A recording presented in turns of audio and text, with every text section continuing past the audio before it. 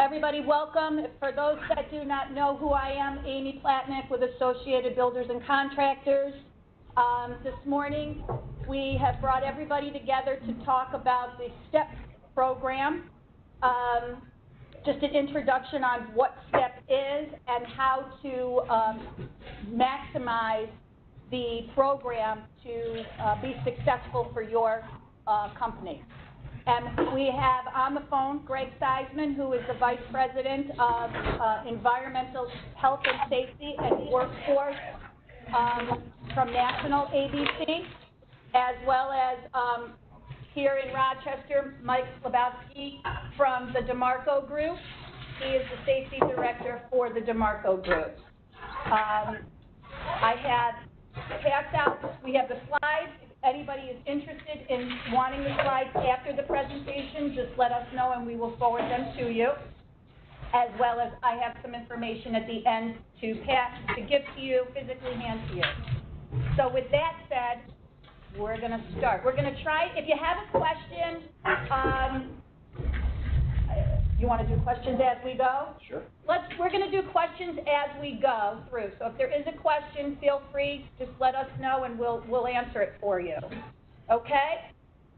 So with that said, we'll get started. Thank you. Ready? Yep, ready. Now, can everybody see the PowerPoint presentation? Yep. I'm assuming so. Yeah. All right, so my role in this today is to give you folks some feedback based on my experience with the STEP process and what it's done for DeMarco constructors, because they're essentially the part of the DeMarco group that utilizes this as a process. Back when I started with DeMarco in 2010, we had a whole bunch of really good stuff going on. We were like any other company. It was in a lot of different places, and it said a lot of different things based on what the priority at the time was. So the nice thing about the STEP process, which you can see on this, is actually an acronym for Safety Training and Evaluation Process. What it did is it gave us a template to try to assemble an active, dynamic process from a safety point of view that we could actually use and was effective. All right, with that being said, we did start out with this process as a Bronze Award winner. It's a great way to start. We had a whole bunch of things that we knew we needed to work on. So for the next year, we did that, and on and on and on until now we've been a Diamond Award winner for the past 3 years. So the part of this that really I find helps us as a business is it makes whatever we have in place very, very agile. So, and what I mean by that is we don't have the traditional safety manual approach. Everybody's got a safety manual. We all have to comply with regulations. I don't want to say that's easy because it's really not. Those of us that have tried to do that, you really can never completely comply. But what this does is it allows us to change things on the run if we need to. It makes sure that upper management, the owners of the company, are completely engaged, and not just in what they say, but in what they do as well. And it allows us to show management exactly what it is we're trying to do to improve our process. One of the things that I think, Greg, I'm assuming you can hear me. If you would like to talk a little bit about going through the application process, I know when I go online to do it, I just follow the process the way it's laid out. But if you want to talk a little bit about it, that would be great. Well, I can, and just as a FYI to the rest of the room, I do have another subject matter expert in here with me. The lady who kind of sits behind Command Central, Cheyenne Wheeler, here in the office with me.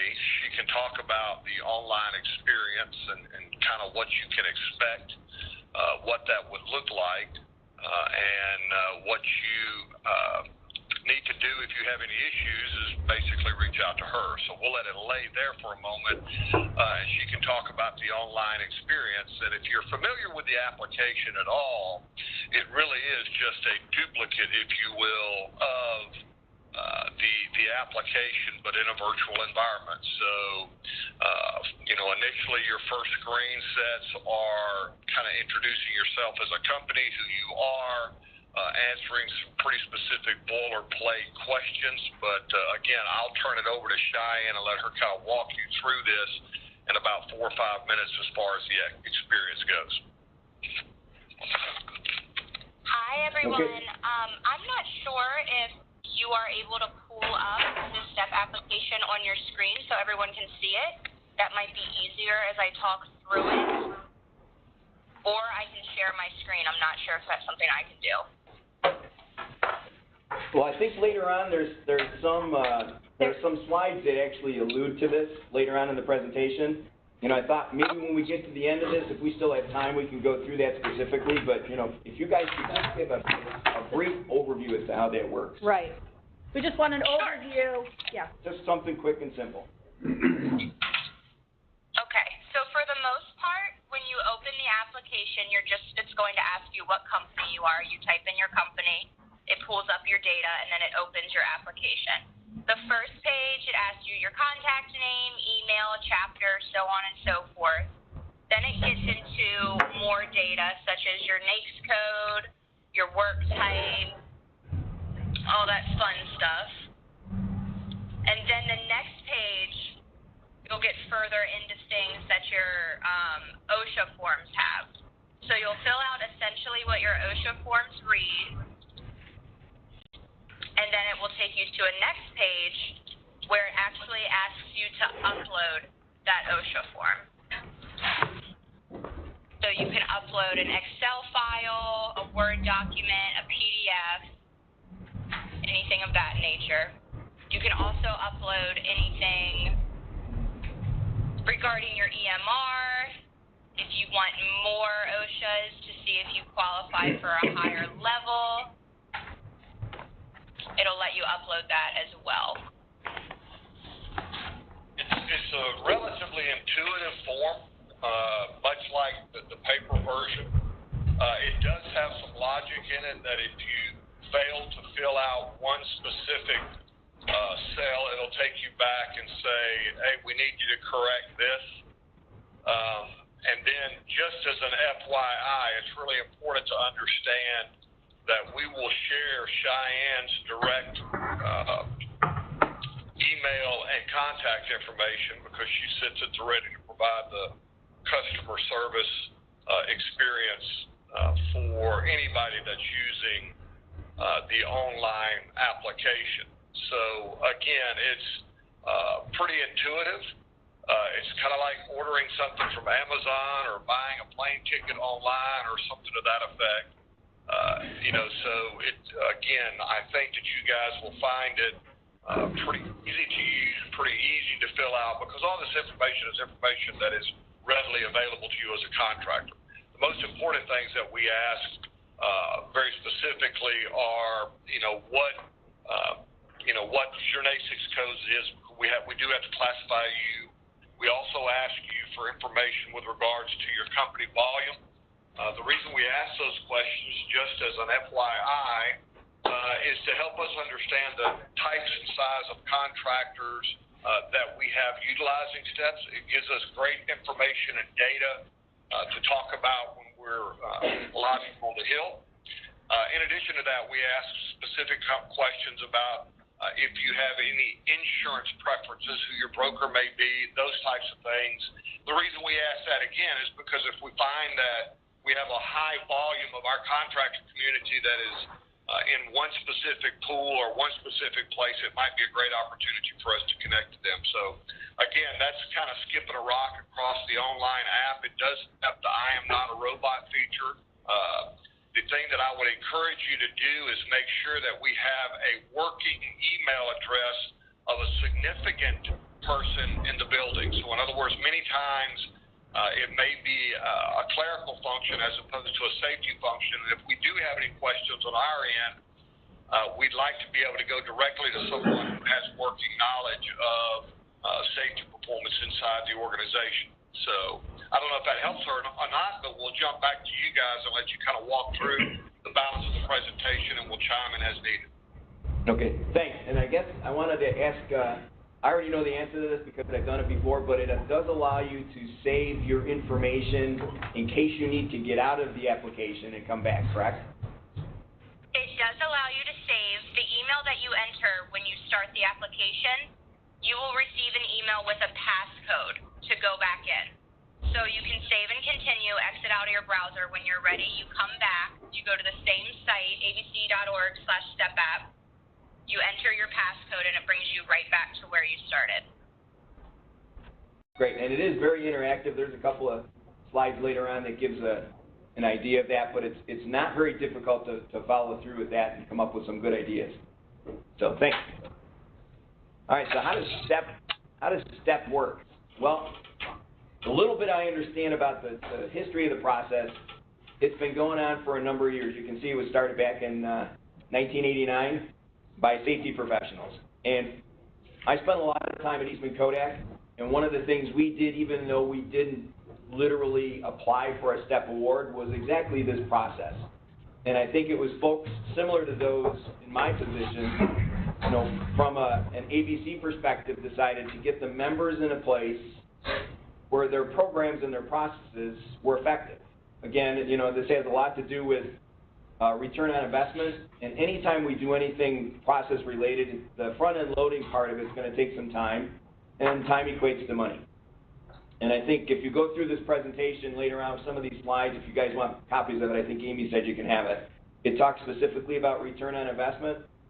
For me to speak on that specifically as far as DeMarco goes, I don't have any numbers, but I can honestly say that it does make things a lot simpler in the long run. Again, you start basically from the bronze perspective if you actually qualify for that, and then you just get better as you go along. And the better you get, the more effective you get, the numbers, the lagging indicators, the incident rates, the EMRs, those kind of things, they'll be affected on their own. And there's a slide that talks about that a little bit later on. So one of the things that I find the key to this whole process are the 20 key components. There's a slide that talks specifically about it. Each one of those is listed in the application process, and it is interactive in the sense that you evaluate, it's a self-evaluation process. And what it does is it asks you certain questions to give you an idea of where your company is with respect to that particular component. And for those that are going to keep track of that and try to get better, it's a great way to identify things to go to upper management. You're going to have to include things like your 300 and 300A logs as well, because those are what will give the lagging indicators with respect to the application. So a lot of stuff is involved in it. I think, you know, Greg talked about it. Company information, man hours worked, all those things play into your incident rate calculation. For you folks that have to calculate an incident rate, you know what they are. They're just a normalization process so that all companies can be compared against each other regardless of how many folks actually work there. Your North American Industry Classification Code is going to be part of that, again, so they can categorize us depending on what kind of expertise our companies are playing within. For those folks that are familiar with EMRs, that again is a lagging indicator, your experience modification rate. It's based on how you've been in the past. It's essentially a multiplier for your next year's insurance premiums. And again, all this stuff, it might seem like a lot of work to do up front, but eventually the lagging indicators take care of themselves. The passive data, which is what I usually refer to that as, don't rely on looking at that to try to improve it. If you put your, all your ducks in a row and you get your process to be effective, that takes care of itself.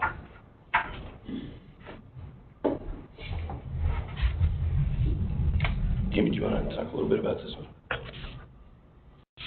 You know, if I could chime in just for a moment as this silence is occurring, it's really important to reiterate something that you said early on in this, is that this is not a pass-fail assessment. It truly is a company's evaluation of very specific components that over time, again since 1989, a group of safety professionals that make up the ABC National Health, Safety, and Environment Committee have watched and monitored, and they're starting to see that these 20 key components have a very specific impact on company performance. And so when you take this the first time I encourage you not to look at it as I want to be a diamond or a platinum. I want to be a gold or a silver. I think it's really important to understand that we have to walk before we can crawl. To know where you want to go, you got to know where you are.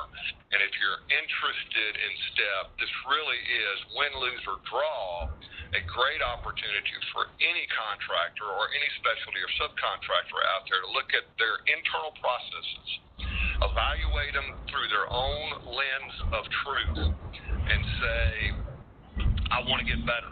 I want to do better, and let's begin that journey. Because world-class safety, as we call it, is truly a journey, and that's the beauty of this program, is it gives you the step-by-step instructions, pun not intended, but certainly appropriate, to move from where you are to true world-class. And I think we all know that at the end of the day, we believe every incident, every accident on every project in America is truly preventable. So that's just a little something to keep that in mind as you begin to think about, well, who's seeing this and what are they doing with this? Well, the only people that really matter who sees this is you, because you are filling out the application and saying, I want to go from point A to point B or point Z, if that's the case. Sounds good. That's pretty much it in a nutshell. Yeah, you know, it's, again, like Greg just said, it's building up to that level, that process, so it's almost a reward when you keep saying to yourself, you start at the one level, you're building up the accomplishments to get there, to the higher level. So how does STEP application become a STEP certificate? It's basically, again, you're going to fill out the application online, then National would receive it. After the National, they go through and they register and review all the information and then would give it the approval. And then once they approve it, it's ready for production. And then the information is shared with you back and forth with National, and then obviously an award once you get to that specific level and everything is good. Am I correct? Yep. And there's no charge to apply for STEP, except for, I think, the top two levels, Yep. right? Because there's certain recognition that comes with it, so, you know, certificates and plaques and that. So other than diamond and platinum, I think it's no charge. Still get recognized, which is great. And again, it's not so much the award that I think is the benefit to this. Of course, it's a side benefit, the way I look at it. It's getting your process to be more effective and more in line with what seems to work best as far as working with builder owners and subcontractors, GC, CMs, because it is a dynamic process. You know, I keep saying that, but that's what the value in this is, being able to do that. Yep. We have a question. Sorry. Is the application to apply for an award or to be part of the program? The application is to be part of the program. Okay. Yes. So what you end up doing is you go through the application process. You fill it out based on where you think your company is, and I'll show you some of the criteria later. Okay. If you get to a point where, when you're all done with that, you achieve a certain score, then you qualify for an award. Okay. You mean that? Yes. You might not, yeah. No. Whatever you Part of do the from that point program. forward, you've got almost a list of your opportunities for improvement, and it gives you an idea of how you can get to that next level to improve your process, and then your reward comes. It's kind of like your incident rates, they go down as you get a better process. Same thing, the better you get with the process, the more potential you have for a better reward. If I could jump in and just kind of embellish on what you guys were talking about there, the beauty of it is, again, I heard you say that it is no charge for the process. The online application is absolutely free for you to do. And to understand the scoring mechanism is really important in this, and the fact that when we say there's 20 key components, you have a sliding scale there that you're going to, again, look through your specific lens of truth. Only you know what you have in place and what you don't have in place. The idea, let's just pick one of the leading indicators, for example, of safety program goals, which is indicator F, in the system. Zero says I have no process or safety programs or goals for my organization, and you can go all the way over to awarding yourself 9 points, if you will, where you say I have formal processes in place, I annually assess my program, et cetera, and you'll see that it goes from that I don't do anything, excuse me for being creature there, to I have well-defined, implemented best practices across my organization. Same way with employer supervisor meetings, same way with your involvement. We have and produce, and it's worth talking about, our annual safety performance report where we take and stratify all of the data points and give you a very specific roadmap on the 6 or 7 key things that you can focus on in order to make your safety culture, your safety performance better in your organization. And Michelle, I don't know if you guys are going to talk about that today, but that would certainly be worth, laying on a few moments at some point in time so they truly understand that if I have the secret sauce that is going to make you 770% better than the BLS average when it comes to what they promote as safe workforce in the construction industry, it's well worth the journey to try to figure out how to apply that to your company. That's pretty much what this slide says. So did that answer your question? It did, yeah. So when you get into the system itself and you look at the application, it's very simple. It says, are you, just like Greg said, are you here? If you're not, are you there? And you can go from there with any kind of corrective action if you want. I'll talk a little bit more about that later. Step recordable rates, we're just talking really quickly about that. They can actually, there's actually a direct correlation to companies that do well with respect to their step process, following that process. And, the step process it's not specifically a process that's only used by ABC. It's one of the, as that one slide indicated early on, in 1989, a bunch of safety professionals got together and decided this is the best way to approach an actual working process.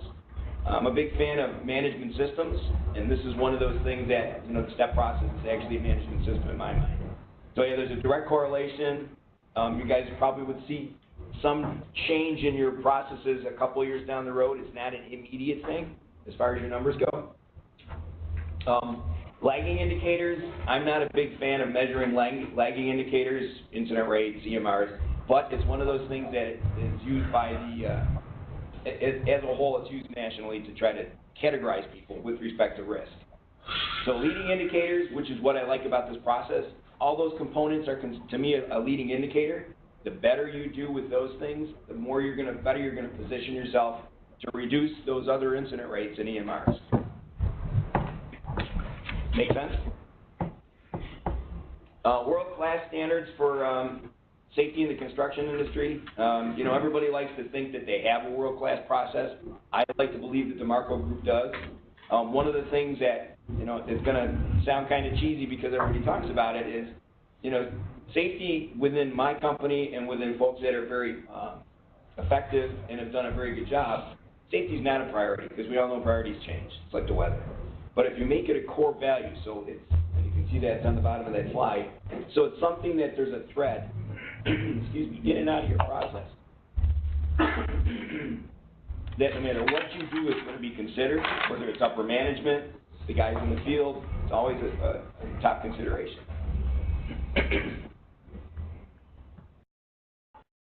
And world-class safety, I think it's kind of a relative thing.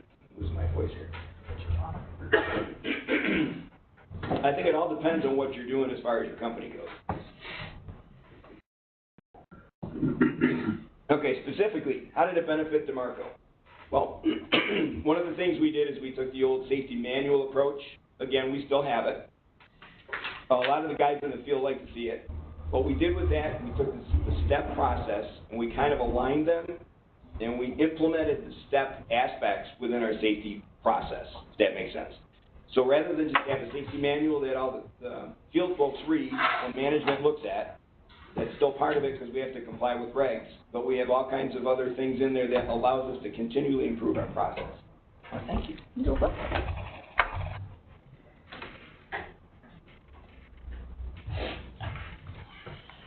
I don't know if anybody's part of a captive insurance process. You guys familiar with that? What it is essentially is a consortium of a group of companies. You're more or less self-insured. So with the captive that we are part of, the STEP process is similar to what they ask us to do to make sure that we're doing the right thing within the captive. So all the stuff that STEP is asking us to do as far as, you know, those 20 components,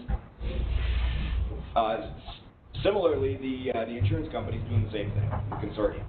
So what was nice is when we went to the captive, we already had this stuff in place through STEP. So it was a pretty simple exchange of information. There's obviously some different things, but it's a great way to identify where you guys need to do a little bit better job with respect to your process. And pre-qualification stuff, we're mostly a GC and a CM, the construction group. I've done this before for as a subcontractor with another company. But what we end up doing with a lot of folks is we show up on an owner's job site, and they ask us for a lot of information. The information now, because everybody's going the same route as the STEP process, is more or less the 20 elements that you guys have seen, blended in with some specific information. So what it's done for us is we haven't had to recreate a whole lot of different things to make sure that we comply with this stuff.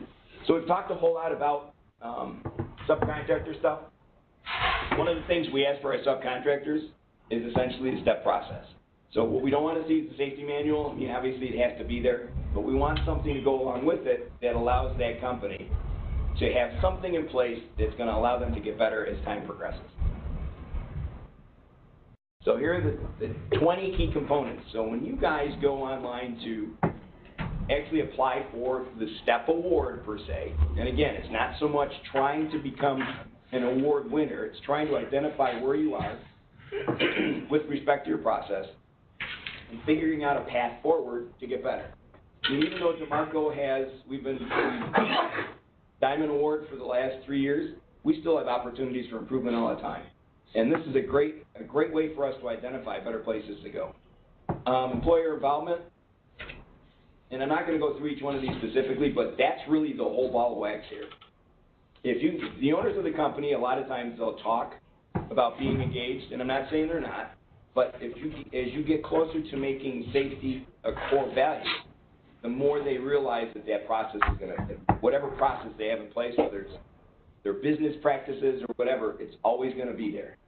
And that's the first thing companies need to do is sit down with their management folks and take this, once you've completed it, and say, look, this is where we actually are with respect to what is recognized as a good approach to safety management.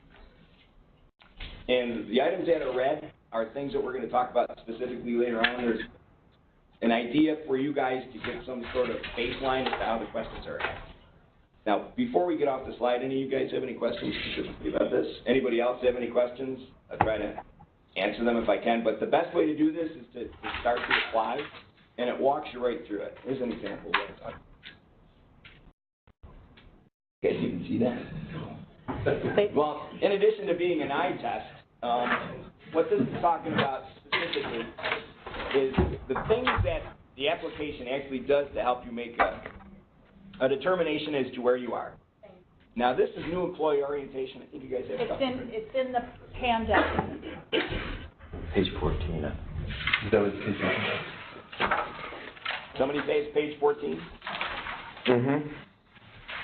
So if you look at that, again, that's why this is such an easy process to go through. I rent my glasses out for it. Because what it does is it actually asks you enough, it gives you enough feedback per se so that you can come up with an answer to the question that they're trying to ask, if that makes any sense. I found that the first time I went through this was a godsend, because when I first started applying for the STEP award, it was back when it was still paper copies. And I had no idea that it was going to be this intuitive and this dynamic. And so I immediately panicked. The owners of the company panicked. And then we got into this portion of the actual process, and it made a lot of sense. So just the way I did this, I went through this, I evaluated the company, I was really hard on them because I had just started. And again, we qualified for the Bronze Award. But we also came up with a whole list of stuff that we needed to do a better job with. And that's what worked best.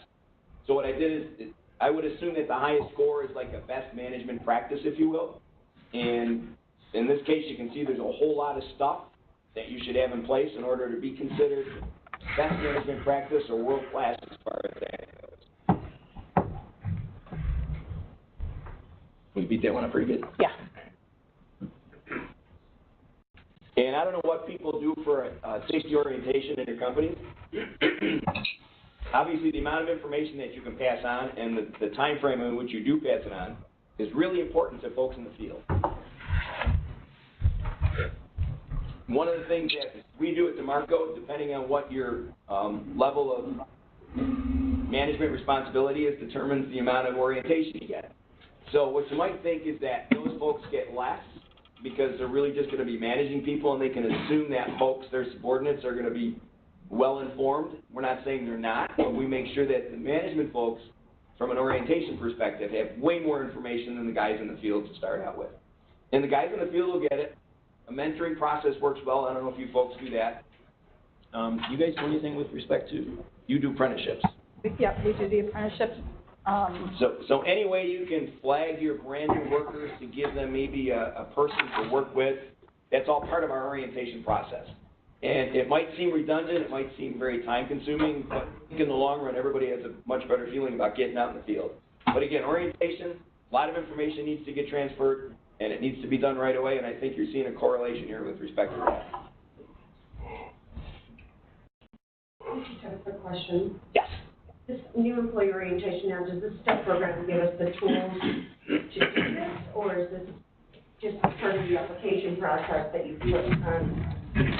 I think if you go back to the slide, if you look at what would be considered, what is it, 6? Yeah. If your process, your orientation process can encapsulate all that stuff. That's part of the application, it doesn't give you the tools. It doesn't, no. It'll, It's part of the application. right, so if in my opinion, so if you were to do this and say I did it and I came up with a 2, I'd say, wow. So in order to get to where we need to be effective, I have all this other stuff that we need to consider. And then if you've got a safety person in your organization or you have a consultant that you can work with, they can usually help you out with that. Or I'm sure these guys would be more than happy to help you out as well. That's why this is so nice, because now you not only do you have a baseline to measure your process, but you've got an entity that will offer all kinds of assistance. So you're looking at. Yeah. Yes. Yeah. Yep. Yeah, if you ask a question, they'll be more than happy to help you out. Along that line, I think it's really important. That's a great point about, okay, so I'm not a 6. How do I get to a 6? I don't have these resources available to us as a company. There is a kindred spirit among people that participate in STEP. If someone calls me and says, listen, I really would like to put together a manual, I would submit I could probably give you 3 or 4 telephone numbers or email addresses where people that are in the high-performing sides of this process would be more than willing to share what they've got, knowing that, it is a best practice, and that's really what the diamonds and platinums are. They've got a lot of these fundamentals in play. In addition to that, each year the safety committee for a period of time puts certain resources up on the ABC website, the STEP website, for people to go in and look. Like if you want to do toolbox talks, or you want to have a JSA or job safety analysis or a safety task analysis, whatever you may call that, there are templates out there that you can physically download and modify for your own organization to try to help you put these practices, these best practices in place. And to further that, I've done some work. Amy's reached out to me. I've worked with some subcontractors. I've done some work through the Syracuse office. Again, we are resources, folks that are part of this process that have been doing it for years and years and years. And obviously, I won't give you anything that we use specifically, but I can give you a lot of stuff that doesn't say DeMarco that sees the work. Because it might sound kind of sappy, but we're all in this together. The idea is we're trying to make this a better process. So, all right. Did we answer your question, kind of, sort of? Thank you. Okay. Mike, we have a question here in Albany. Okay. So if we have these in place, are we required to upload our documents as proof? No. This is Greg. Again, when I go back to the lens of truth, a lock only keeps an honest thief out. And so if you know you can look at this and say that I have these practices in place, you know, the evidence at the end of the day, if you're scoring yourself very, very high on this scale, is what your incident rates are, what your total recordable incident rate or DART rate is. And some of the things that the reason we ask you to upload certain OSHA documents is because that validates. If you've got a very, very low total recordable incident rate, for example, we can pretty much assume that, yes, these answers are correct. But if you're espousing that I've got these processes in place and you got a total recordable incident rate or DART rate or EMR or IR that is excessively high, it might be a discussion point that we'd say, well, we don't fully understand why you've got this and you're scoring yourself high. And so, again, the lens of truth is what I like to call it. It's self-evaluation. It is not an assessment. It's not judging you against anyone other than your internal processes and policies. Thank you.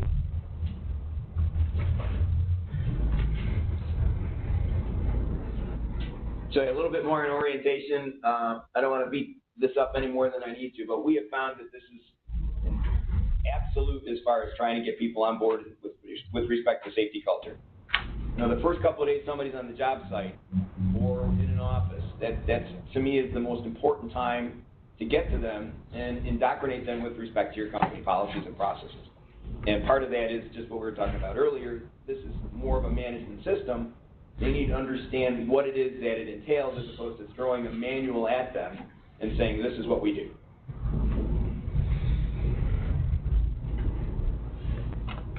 One of the things that we require from all our subcontractors on our job sites are toolbox talks. And I'm a firm believer in at least weekly toolbox talks. A lot of companies do twice a week. For you folks that have never perused the internet for toolbox talks, there's thousands of them out there, and they're free. You guys send out, at least a couple of months? Yep. And I think you probably have a whole bunch stored somewhere. So what we do is we take all the free ones we get from any entity that'll give it to us, ABC being one of them. We download them in a cloud-based website, and if a subcontractor needs a toolbox talk, we're more than happy to give it to them. Because we have found the more you talk about safety, the more you apply any kind of a safety approach with respect to your daily job requirements, the more it stays a core value.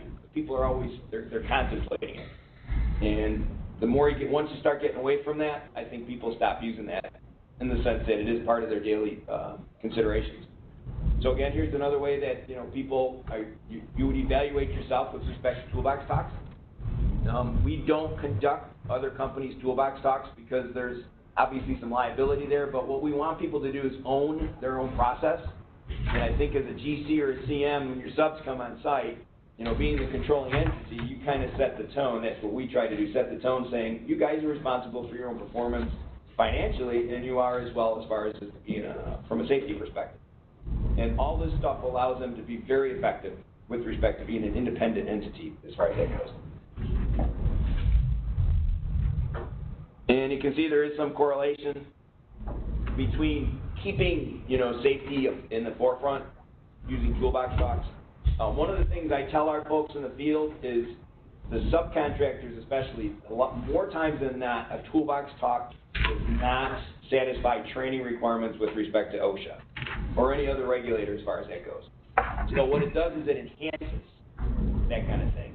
And we ask that they make it pertinent to what the particular job or the activities or the hazards they're associated with. In other words, working up here in the winter, we're not going to want to have somebody talk about tarantulas and scorpions. And the reason I say that is because that's happened before. So, some of the things you can do, it just makes sense. I mean, some companies you pay a little bit more attention to, but it definitely between this and then the orientation aspect, you start out hitting the ground running, then you make sure that you've got toolbox talks, and our guys do the same thing for our own employees. We have at least weekly meetings where we talk about safety.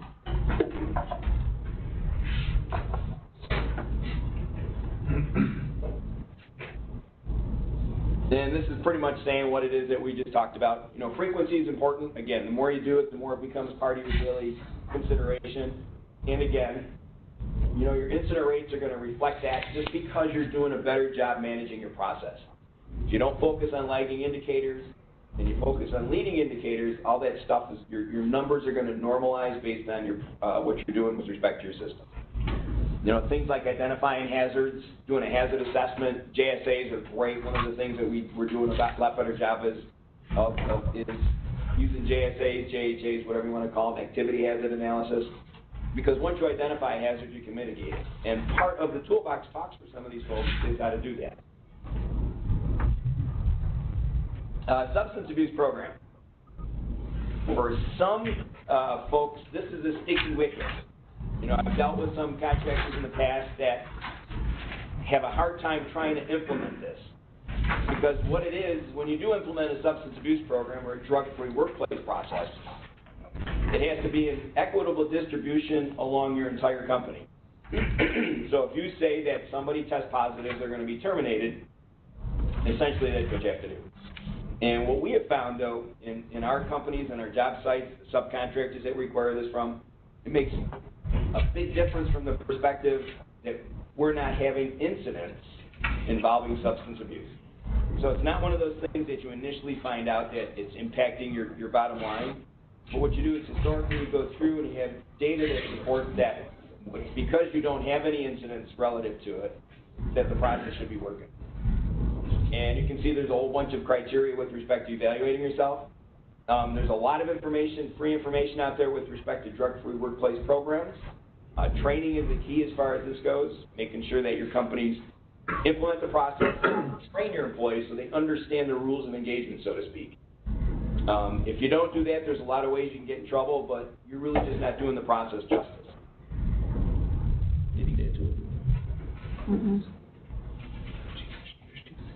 Next slide, I'll talk about how that actually impacts your bottom line with respect to recordable incident rates.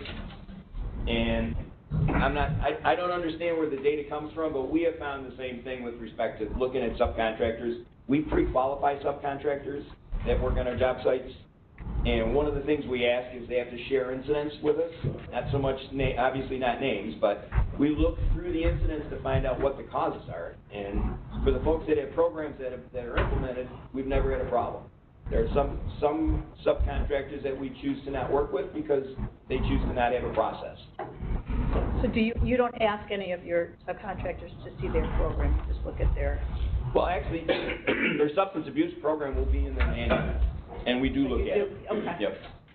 And what we do is when we look at a subcontractor's process or safety manual, we look at that kind of stuff just to make sure that the language is consistent with what should be either a regulator or some sort of entity that's managing the process, and then making sure they're doing what they say they're doing, just because it makes it confusing if they don't. And we consider all our guys in the field being in safety-sensitive positions for good reasons, so that's what we look at with respect to our process. With respect to injuries and how people getting hurt tends to cost your company money, there's a lot of theories as to how much an injury actually costs. What I tell people is that the line item as far as somebody gets hurt is really the only thing you know for sure, because obviously you can read it off of a spreadsheet. But what people don't take into consideration, all the stuff that takes place to, you know, for that person to have to go out, we have to backfill for that person. Maybe when that person comes back, we have to put them in some sort of temporary assignment, so then we have to retrain them. There's just a lot of, it's like an iceberg.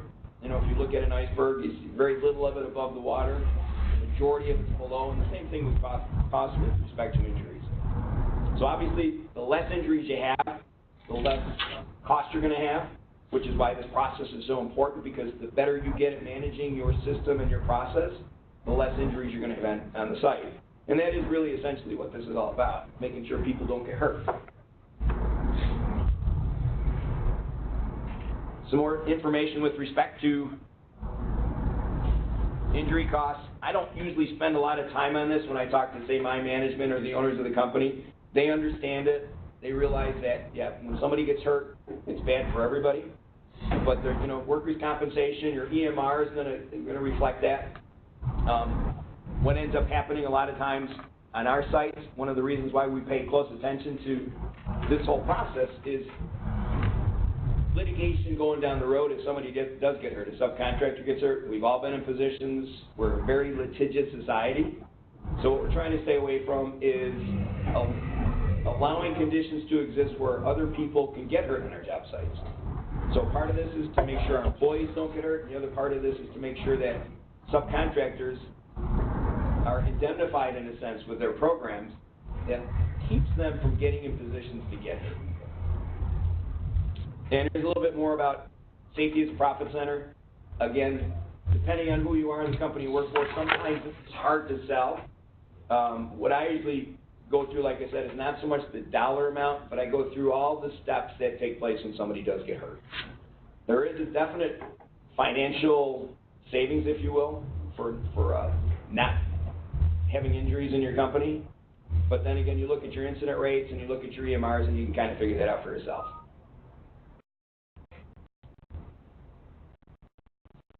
All right, the application itself, let's see. Pretty self-explanatory. I think you guys sent a link out? Yep, we send the link out to you. When does or the, you can go right. Does the 2017 one start? July 1st. Yes, July 1st. Now, do all your members get a link to it then? Cynthia, you send out the link, correct? Yes. Okay, so every member will receive the link, and it is on our website as well. And I guess it looks like you can still submit a paper application, but like everything else, I'm not a fan of paper. ABC is not a fan of paper in this sense. Of course, there'll be a $35 application charge because somebody's got to actually look at it paper-wise. So the goal is to eliminate paper applications, and it streamlines the process. For you folks that have ever done this, fill these out paper-wise, it's a pain in the butt. The online application is a lot simpler. And I think we talked about that a lot early on. How many people in the state of New York applied for stuff last year? Excuse me. Cynthia, do you know offhand how many people in the Empire chapter applied for the STEP program? Last year we had about 25. Okay. So it'd be nice to get a lot more folks to participate in that. Yeah. Give a lot of companies an idea of what they can do to get farther along and be more effective. And as an employer of subcontractors, the entity I work for, it makes it a lot easier for us, like I said early on. We pre-qualify folks. Safety manual review is really not going to cut it, so we like to see a lot of different elements in it. And that's why this is beneficial for us from a GCCM point of view. So with respect to the online application, for me, the best way to get into this is to get into this. When you folks decide you're going to launch into this, it's a very simple process. If you have any questions about where you are, I think we talked earlier on, there's a content expert that you can reach out to if you have any questions.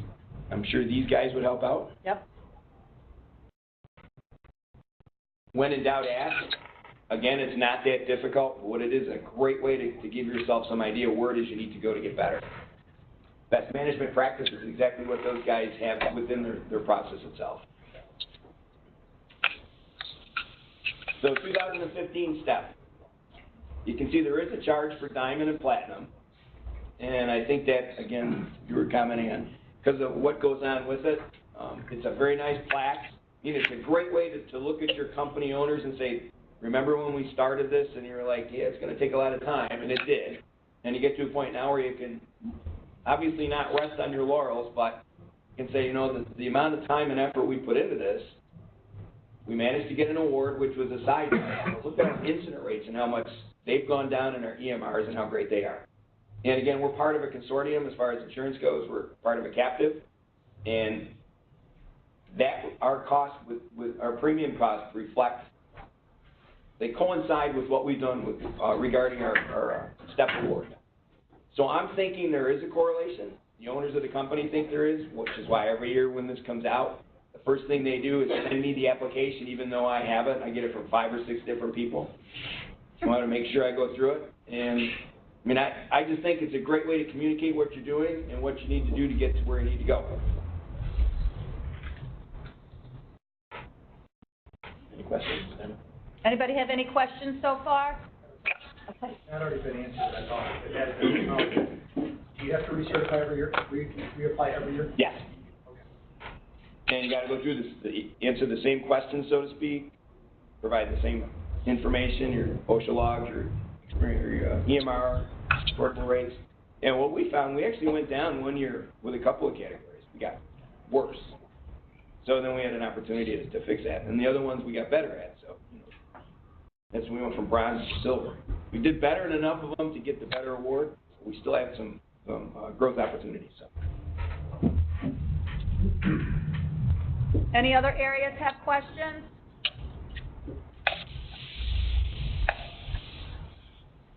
Well, with respect to the gold, diamond, platinum appeals process, I'll have to feign ignorance on this. I don't know enough about it to speak about it. If somebody Well, can I jump can in. go ahead and chime in on that just to fill in the white space. You know, just so everyone knows on the call, the appeals process is managed by members. So when we say members, it is a subgroup of the ABC National Health, Safety, and Environment Committee. It is a foursome where 3 people will look at the appeal. We'll take all the information submitted, plus any letters or writings from an insurance company or a bonding agent or even a chapter president for that matter. They then have about 72 hours to simmer on and discuss, and then they will submit their decision. And we communicate that. ABC National does not want to get in the business of granting appeals. That's not our role. So there are 4 members that are a subcommittee of the National Safety Committee that volunteer annually, and it's a new committee every year. So you're getting new people to look at it. It's not the same folks, but they take a holistic picture to safety. There have been some appeals, frankly, that were granted, and there's been some appeals that were denied, but that said, they give a very specific reason and even a prescription, if you will, of what they believe should happen to get from going forward A to B.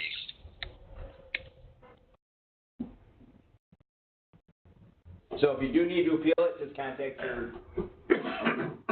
Amy. She knows everything. Thanks. You're welcome. Craig, I have a question for you. How do you combat companies that are STEP certified, maybe gold 3 or 4 years? They know they have a bad year, and they decide not to apply because they know that their level of award is going to go down. So instead of applying for it, they decide not to do it. Well, it happens every year. Right. And unfortunately, that's the truth. Companies slip back down the proverbial step ladder. Last year, for example, and I won't name the company, but they were a diamond. Unfortunately for them, there was a fatality on one of their projects. As a result of that, you know, there was some conversation about, wow, it's really going to look bad for us to slip back down the ladder. But at the end of the day, the commitment to world-class safety outweighed the data point or the plaque on the wall. And it does happen, but it is worth the conversation to say, you know, this is not going to knock us out of the running. What this is going to do is even challenge us more in line with trying to get safety. And I say this because, you know, we were talking about it earlier. Please keep in mind that Peter Drucker, one of my favorite quotes by Peter Drucker is, culture eats strategy for lunch. And the missing link that I've seen over the years, and this is a little bit of a soapbox, when it comes to absolute safety performance, sustaining world-class safety performance, is that cultural commitment. It's good to hit the mark, but staying on the mark takes culture. That's where you as the leader, the people sitting in this room that says, you know what, whatever's leading me to this cathartic moment to say I'm not satisfied that 3 people in our industry go home in a different condition than when they showed up every morning on our projects across the country. It's okay to say, we understand this is a moving target. We understand this is a business that takes a lot of commitment. You have to be on your toes every time you're on a project. But use STEP as that tool to say, you know what, I want to get there, and when I do get knocked back down, I'm going to pick up the pieces and move forward.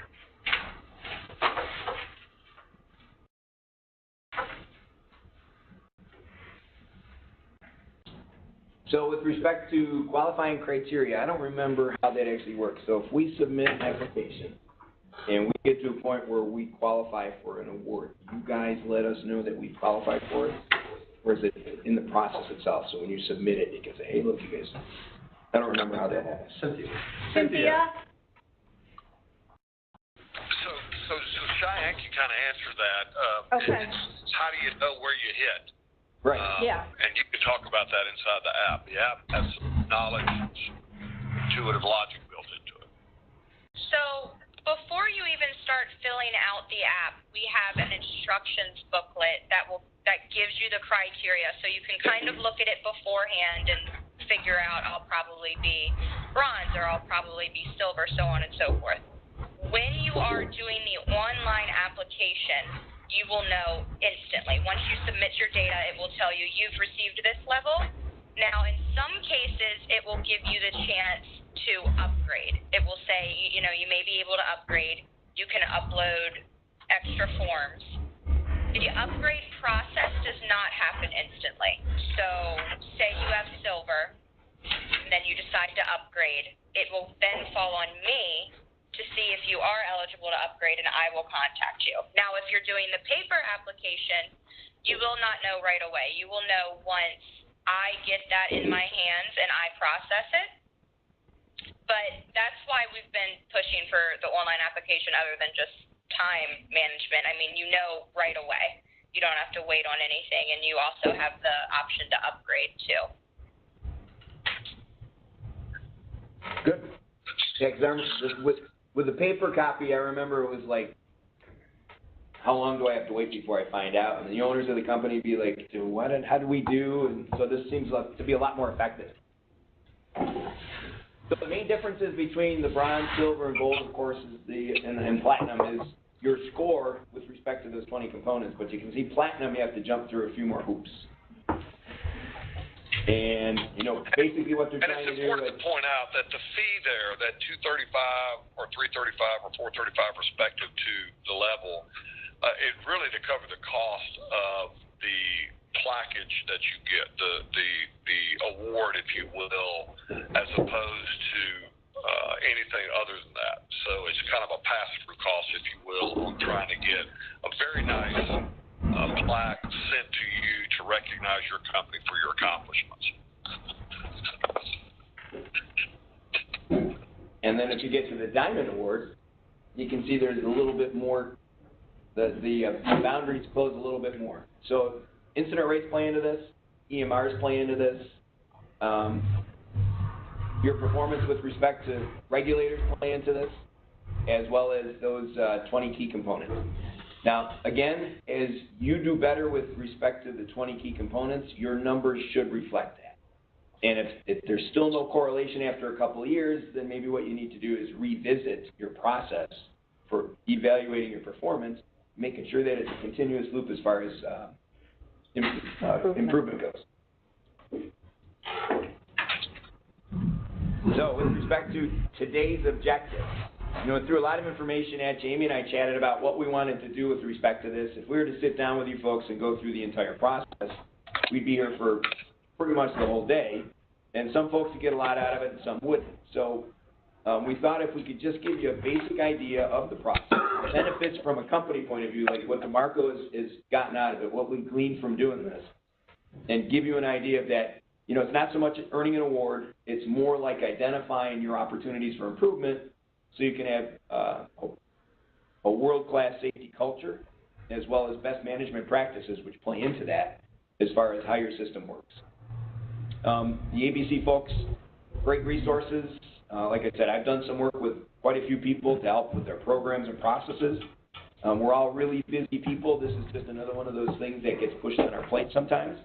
But when in doubt, you know, again, this is a great process to identify opportunities to get better. And the sidebar reinforcement for that is if you do really well, you get an award. And I don't know about you, the owners of my company love to see that kind of thing because, you know, that's a definite return on their investment. When they can see that their safety person is actually a job that is worth having in the company, it's like, wow, there's a benefit here for this guy. So, again, don't focus on winning the award because that's not what this is about. It's trying to give you a baseline of where you are and what you need to do to get to that next level and how to improve yourself. All kinds of resources with these guys. Anybody have questions? Actually, I just have a question. Does everybody here have like a designated safety person? That's their job? That's all you do? No. Okay. So again, it's another one of those. With your other duties? Yep. I guess So it's another one of those things that gets thrown on your plate. For me, I'm fortunate. I'm the designated director of safety. So. Yeah, which would be so much easier to handle. Yeah. I think a lot of it has to do with company size. Right. Yeah, company size, definitely, yeah. You know, And, I mean, right now, we're a small company, we wear a lot of hats, just like probably some of you do.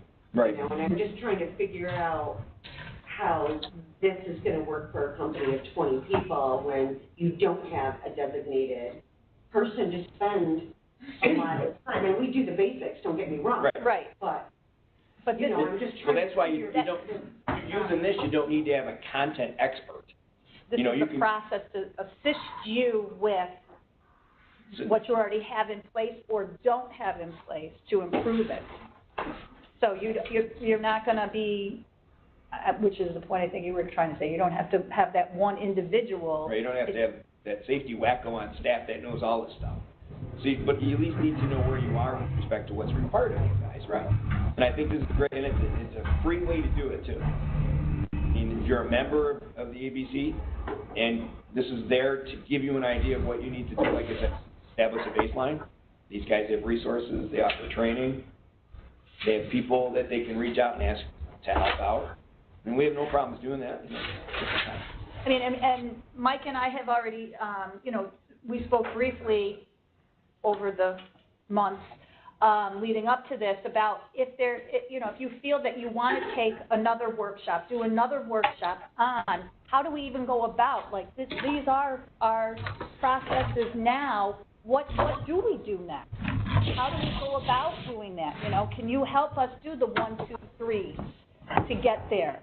We would be happy to do that. Just let me know, and I would be happy to coordinate another program, workshops, whatever we need to do to make you feel, you know, your process, to give you more of the tools to help you move along. We're here. We're here. And this is us. If you want, send me an email or give me a phone call. If I have time to help out, I will do it through these guys, but feel free. You know, there's no bad questions. We obviously don't have time to get into your process and try to find out what's filtered out, but any questions?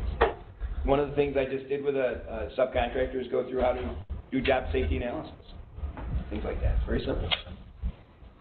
I have a question. Yes. I know that, you know, the lagging indicators are not what we focus on here. I just want to make sure that I understand. The first two are pretty self-explanatory. It's the experience modification rate that I'm not very clear on. That would be through your insurance carrier for workers' comp. Okay. So if you go back to them and say, what's my EMR, it's usually, it's not a typical calendar year, in my experience in the past, but go back to them and ask what it is, because that's a multiplier for your premium. So if your EMR is at 1, then you're average. Your premiums are going to stay the same. Less than 1, that means you've done better, and your premiums are supposed to go down. And if it's greater than 1, then you have an issue that you probably need to look at. So my insurance carrier should be able to provide me all three of these? They'll be able to provide your EMR, experience modification rate. they'll let you know where you are with your EMR rating. Okay, thank you.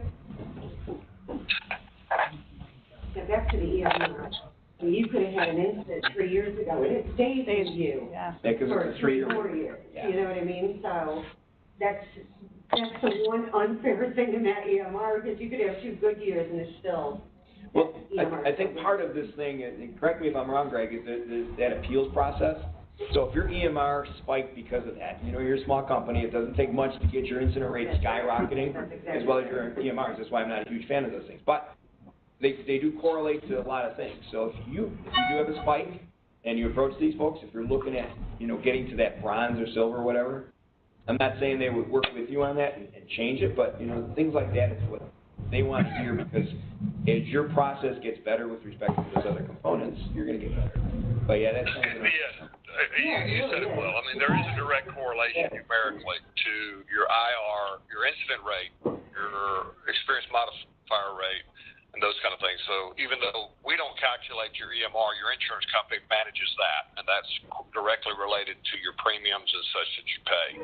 Your IR is calculated, or your incident rate is calculated off of your OSHA logs. And so, again, as I said at the very beginning, when you've had incidences and things occur on your project that jacks that number up or sends that number north, if you will, the best time to kind of reach out to either the local safety committee or to reach out to ABC National is those moments, and we can help provide some of the resources or tools needed to try to bring that number back down to something a little bit more manageable.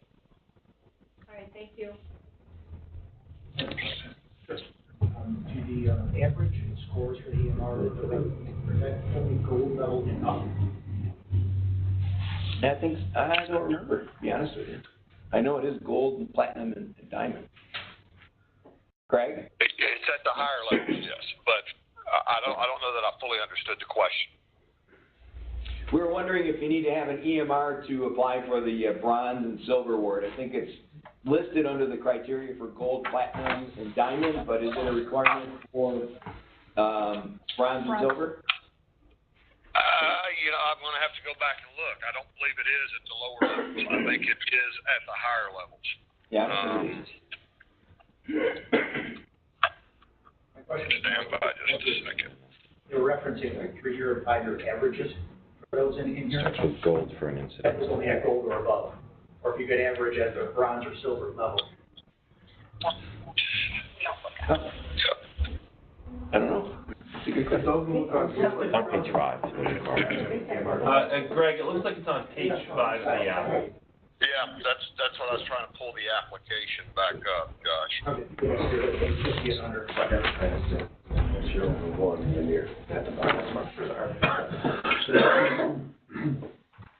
it's asking there.